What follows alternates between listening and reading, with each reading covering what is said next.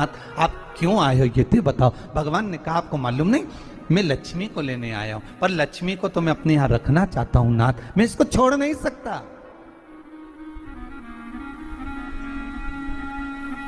मैं लक्ष्मी जी को छोड़ नहीं सकता, मैं इनको लेकर जाऊं। किसान रोने लगा। तब भगवान नारायण ने धनतेरस की पूजन का महत्व समझाया। तब भगवान ने धनतेरस की पूजन का महत्व समझाया। सुनो किसान, मृत्यु लोक में रहने वाला मानव अगर धनवंतरी की पूजन करता है, धनतेरस के दिन कार्तिक महीने में पड़ने वाली सुंदर त्रयोदशी तिथि को जो धनवंतरी की पूजन करेगा, उसके घर से लक्ष्मी कभी बाहर नहीं जाएगी। नारायण जैसे बोले तो किसान तुरंत प्रसन्न हो गया। प्रभु प्रभु आप मुझे वो उपाय, आप मुझे वो पूजा का प्रयोग, आप मुझे वो महत्व उस धनवंतरी पूजन का, उस धनतेरस की पूजन का बता दीजिए, जिससे मेरा कल्याण हो जाए, जिससे मेरा उद्धार हो। भगवान विष्णु बोले, किसान सुनो, ये धनवंतरी मेरा ही एक अंश होता है। जैसे मेरे हाथ में शंख चक्र गदा पद्म सब धारण करा हुआ हूं, उसी तरह धनवंतरी का स्वरूप का यदि आप दर्शन करेंगे, आप धनवंतरी के चित्र का अगर दर्शन करेंगे, तो एक हाथ में उनके भी चक्र है, एक हाथ में उनके शंख है, एक हाथ में उनके औषधि है, एक हाथ में उनके अमृत का कलश है, और भगवान स्वयं नारायण का अंश प्रकट हो रहा है। बोल धनवंतरी भगवान की, धनवंतरी भगवान की। कहते हैं धनवंतरी भगवान का प्रागट्य जब हुआ था, तो भगवान शंकर ने धनवंतरी देव को देखकर कहा, वाह रे प्रभु वाह, क्या सुंदर स्वरूप धारण कर आए हो प्रभु। जब मेरे लिए विष लेकर आए थे तब एक आनंद दूसरा था, पर आज अमृत लेकर आए हो, उसका आनंद दूसरा है। बहुत अलग अलग बातें महाराज। शिव महापुराण की कथा कहती है, दो तरह की वाणी होती है। एक में आपने क्रोध कर दिया, अपशब्द कह दिया, ताना दे दिया, गालियां दे दी, और एक शब्द अमृत का मीठा बोल दिए, प्रेम की वाणी बोल दी, उसका एक आनंद दूसरा है।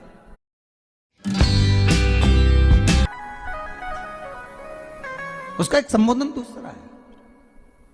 एक विष लेकर आ रहा है, एक अमृत लेकर आ रहा है। शिव जी कहते हैं जो अमृत लेकर आ रहा है उसका आनंद ही दूसरा है, उसके चेहरे की चमक ही दूसरी है।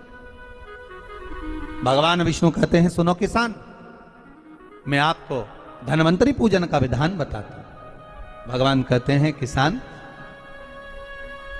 सुंदर कृष्ण पक्ष की त्रयोदशी को कार्तिक के महीने में धनवंतरी देव का पूजन, धनतेरस का पूजन माना जाता है। सुनो किसान, एक सुंदर भूमि पर देसी गाय का गोबर से लीपन कर कर, अगर गाय का गोबर ना मिले, सुंदर जल से लीपन कर कर, वहां एक सुंदर चौक को पूर कर, आप सभी को ज्ञात होगा कि चौक पूरने में रंगोली का प्रयोग नहीं होता। आप लोगों को मालूम होगा, चौक पूरने में आटा और हल्दी का प्रयोग होता है। काय का प्रयोग होता है? आटे और हल्दी का प्रयोग। आटे हल्दी का प्रयोग क्यों होता है? क्योंकि आटा समृद्धि को बढ़ाता है, लक्ष्मी वैभव को बढ़ाने वाली हल्दी होती है। इसलिए जब चौक पूरा जाता है भूमि पर, तो चौक पूरते समय आटा हल्दी का प्रयोग करते हैं। थोड़ा सा चावल का दाना या गेहूं का दाना रख दिया जाता है, उसके ऊपर एक सुंदर चौकी, एक चौरंग, एक पाटा रख दिया जाता है। भगवान विष्णु बता रहे हैं किसान को धनतेरस के पूजन का वर्णन, और जो भगवान विष्णु ने बताया है वही पूजन का वर्णन आप लोग श्रवण कर रहे हैं। आज धनतेरस है, आज धनतेरस का प्रयोग कर पूजन करें, और शिव महापुराण के इस भाव को, विष्णु पुराण के इस भाव को, स्कंद पुराण के इस भाव को आप धारण करें, और जो विधान भगवान विष्णु बता रहे हैं उसके हिसाब से, उसके अनुसार आप लक्ष्मी का पूजन, धनतेरस का पूजन करें। चौकी लगाएं, चौरंग लगाएं, पाटा लगाएं, उस पाटे पर एक सुंदर लाल वस्त्र धारण करा दें, लाल वस्त्र बिछा दें। एक थाली लें, उस थाली पर कंकु से, रौली से, कुंकू से गिला कर स्वस्तिक का निर्माण कर दें। स्वस्तिक का निर्माण कर घर में अगर चांदी का सिक्का हो, अगर चांदी का सिक्का नहीं हो, चांदी का कॉइन नहीं हो, तो अपने घर का 1 का सिक्का, 2 का सिक्का, 5 का सिक्का, 10 का सिक्का, जो भी आपके घर में हो वो कॉइन ले लें महाराज, उसको थाली के अंदर रख दें स्वस्तिक के ऊपर। फिर उसका स्मरण करें, आटे के 7 दिए बनाएं, एक थाली में, एक प्लेट में रख लें, घी के दिए बनाएं और उसमें सुंदर बाती को लगा दें। ध्यान दीजिएगा, इसमें जो बाती लगेगी वो लंबी बाती लगेगी। लक्ष्मी जी की पूजन में जितनी भी बाती लगे वो लंबी लगे।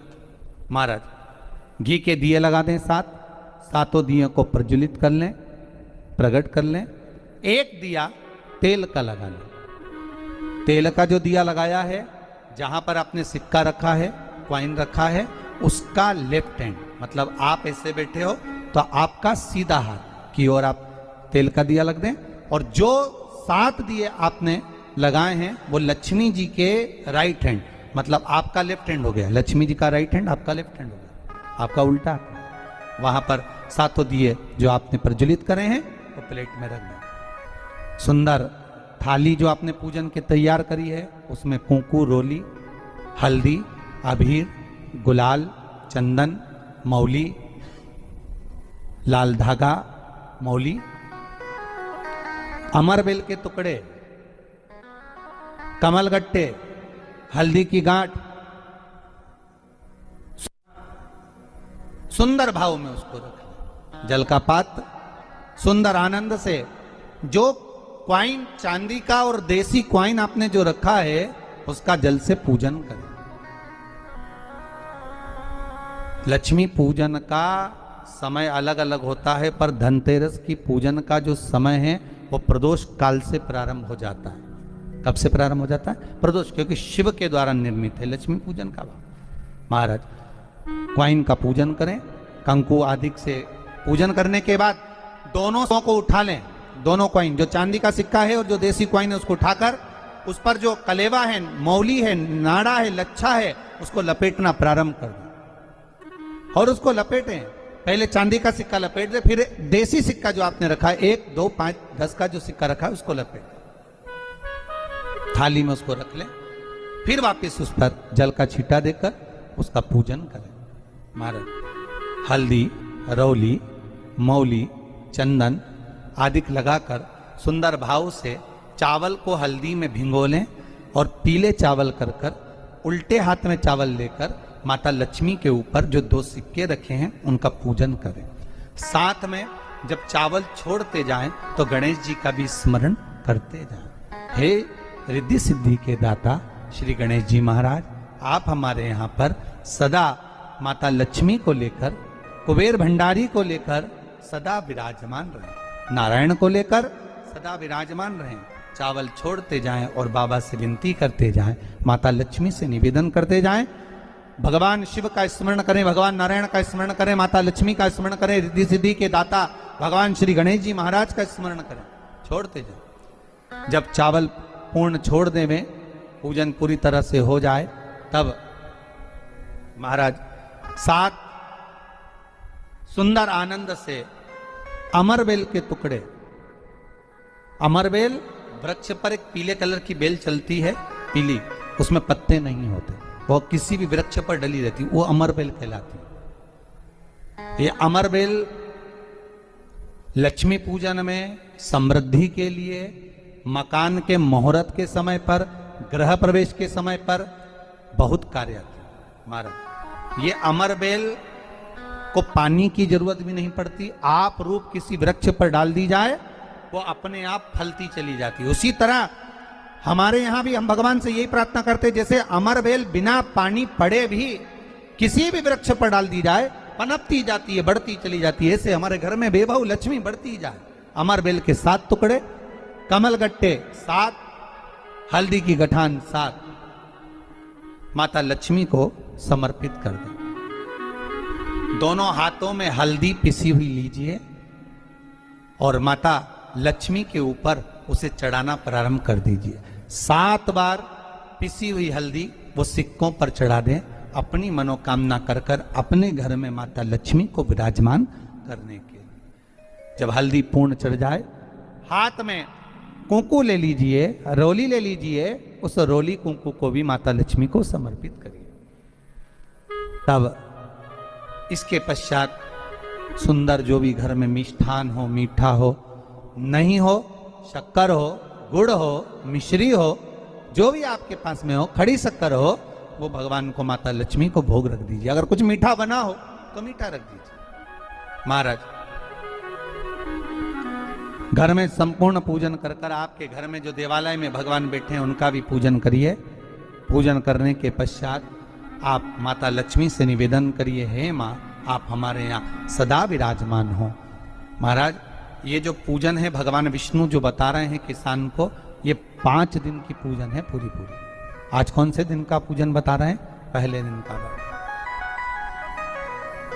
आज धनतेरस से रूप चौदस, अमावस्या, एकम और दूज, ये 5 दिन तक दीपावली का पर्व मनाया जाता है, दीप महोत्सव मनाया जाता है। पूजन करने के बाद जो 7 दिए आपने प्लेट में रखे हैं, थाली में रखे हैं पूजन के लिए, घी के, उन 7 दियों से माता लक्ष्मी की आरती उतारिए।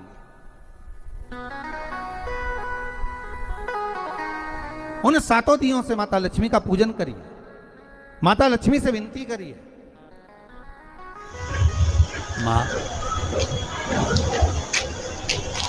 हम आपके पुत्र हैं, माँ आप हमारे घर का रास्ता भूल गई हो, माँ बहुत कष्ट है, बहुत दुखी है माँ। पर भगवान शिव पर विश्वास कर कर, कुबेर भंडारी पर, कुबेरेश्वर महादेव पर विश्वास कर कर, भगवान नारायण के सुंदर प्रसंगों पर विश्वास कर कर, माँ भगवान शंकर का अनुमोदन कर कर, हे माँ आप हमारे घर में विराजमान हो, माँ आप हमारे मार्ग को, हमारे घर को, हमारे घर के रास्ते को, हमारे घर के द्वार को आप भूल गई हो माँ। हे बेबहू लक्ष्मी, हे धन लक्ष्मी, हे संतान लक्ष्मी, हे माँ लक्ष्मी, हे धान्य लक्ष्मी, आप हमारे घर में विराजमान हो। 7 दीप जो प्रज्वलित करे हैं उससे माता की आरती उतारिए। फिर माता को झोली पसार कर प्रणाम कर कर भूमि पर नमन करो। जब झोली पसार कर प्रणाम करें, झोली को अपनी ओर गिरा लें और माता को नमन कर कर जो 7 दिए आपने लगाए हैं, उन 7 दिए को अलग अलग स्थान पर ले जाकर, जैसे घर के हॉल में, एक रसोई घर में, एक जहां पर आप लक्ष्मी रखते हो उस स्थान पर, एक घर के द्वार के पास में, एक तुलसी के क्यारे के पास में, ऐसे अलग अलग 7 स्थान पर उन दीप को रख दिया है महाराज। एक भगवान का जहां पूजन हुआ है, लक्ष्मी की जहां आराधना करी, एक दीप वहां पर भी रखा जाए।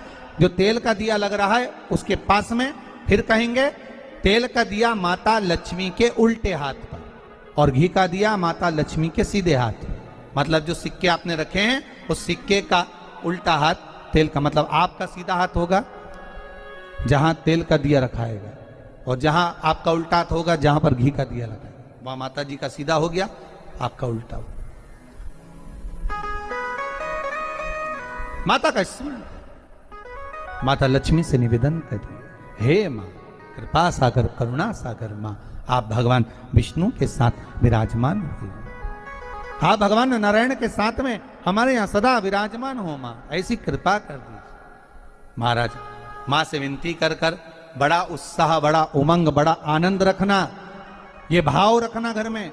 भगवान विष्णु कहते हैं किसान से, हे किसान आपने अगर धनवंतरी की पूजन करी है, धनतेरस की पूजन करी है, कोई वस्तु, कोई सामग्री अगर आप लेकर आए हो, कोई पात्र लेकर आए हो, कोई तांबे का पात्र लाए हो, जो भी वस्तु आप नहीं लेकर आए हो उसका भी पूजन उसी दिन कर लेना चाहिए।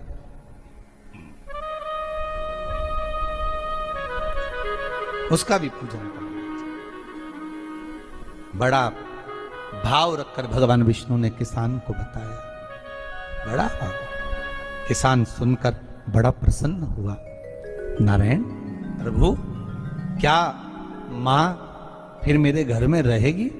भगवान कहते हैं, सुनो किसान, ये लक्ष्मी, अगर आप धनवंतरी का पूजन करते हो, धनतेरस का पूजन सुंदर कार्तिक के महीने की कृष्ण पक्ष की त्रयोदशी को अगर आप कर रहे हो, तो ये लक्ष्मी भले मेरे साथ बैकुंठ में जाकर रहे,